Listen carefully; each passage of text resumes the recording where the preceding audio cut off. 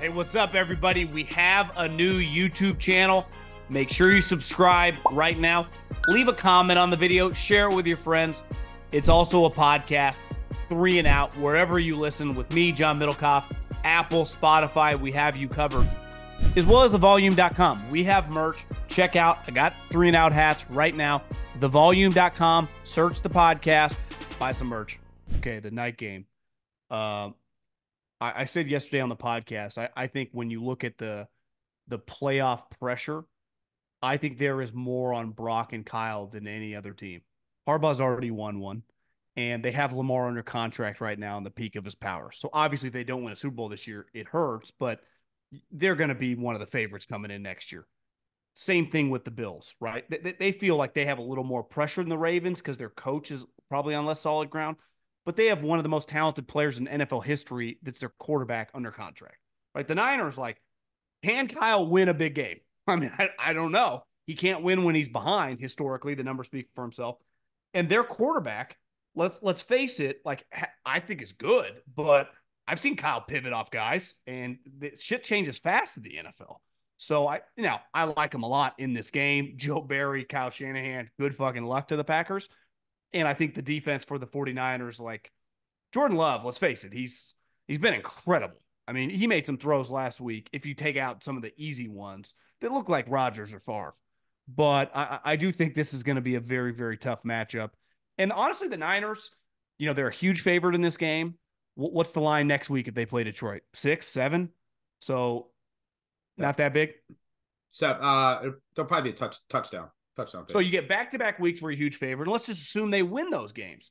They're going to be judged simply on, what does it look like against the Ravens or the Bills, right? Can you beat that? That's going to be how often are you playing the NFC Championship game, or the divisional round, and then the championship game with a combined, multiple, a touchdown in each game? I'm sorry, you should win those games. It's going to come, obviously, to me, I hope they see the Ravens. And I think the Packers, which have had a lot like the Texans, same story. An incredible season, but I think it's a different level now. I agree. I like the Niners here. And think about it. Do you agree with me on the pressure stuff when you just look at? Well, I would say Lamar has pressure on him. He doesn't have a playoff win. So Lamar has pressure on him, not in the sense of what's going to happen to the organization, but just the questions that he'd have to answer. Like Peyton in the peak of his power or something. Are you ever going to get it done?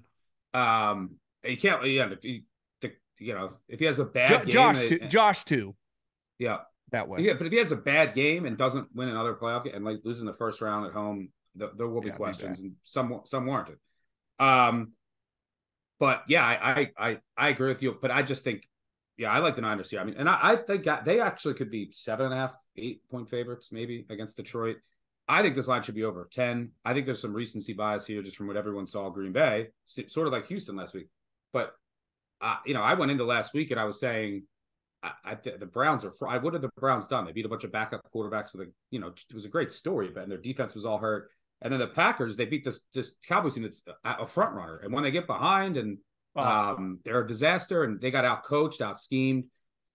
So, Love has been amazing. And they in order to win this game, he's going to have to – be peak Brady, and he's going to have to throw for 420 and be close to perfect because, and I don't think he could do that. He's been great, but I mean, let's also look at some of the competition he's faced down the stretch.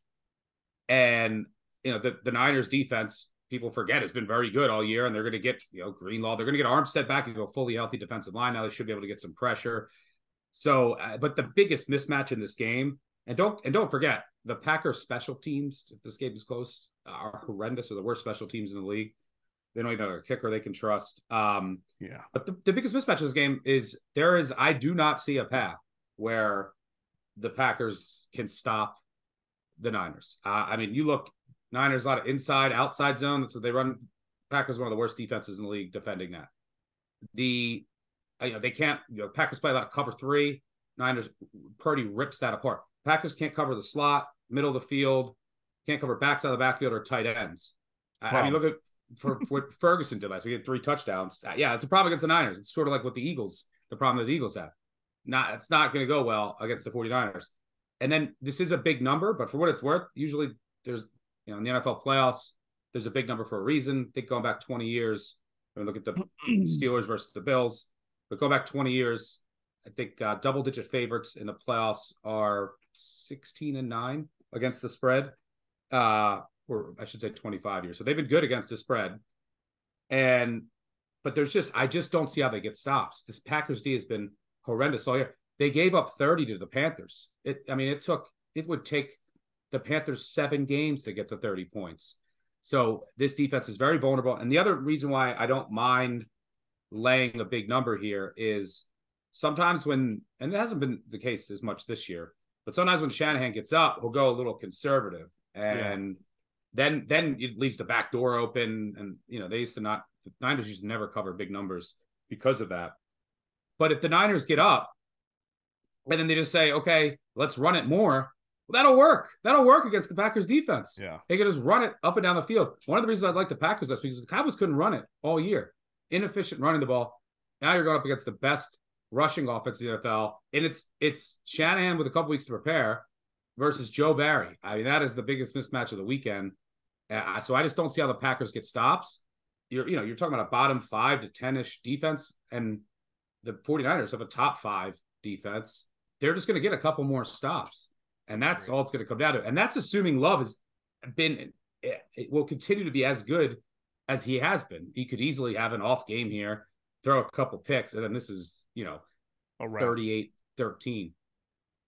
But this reminds me of all the Packers old, instead of Rodgers, you have Love, who's played well, but he's not as proven. But it's the same thing. Like when the Packers used to play the Niners in big games in the playoffs. Well, remember the 19 season in 20, and Mostert had like 700 yards against them.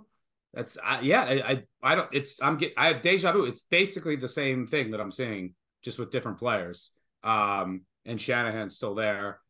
The same coach. I just don't see how the Packers will get stops here. So Love, if he has the game of his life, that's what they're gonna have to do. They're gonna have to keep up or just hope for flukes. Obviously, whenever I break these games down, you fumbles just have a ton of flukes. But injury. I just don't see how. I mean, McCaffrey could end up playing quarterback. And if that's the case, then the Packers are going to the NFC Championship. But I like the Niners here. Anything under 10, I'll be betting them -9.5. Okay, we're in agreement. Ravens, Niners. Then the Sunday gets good.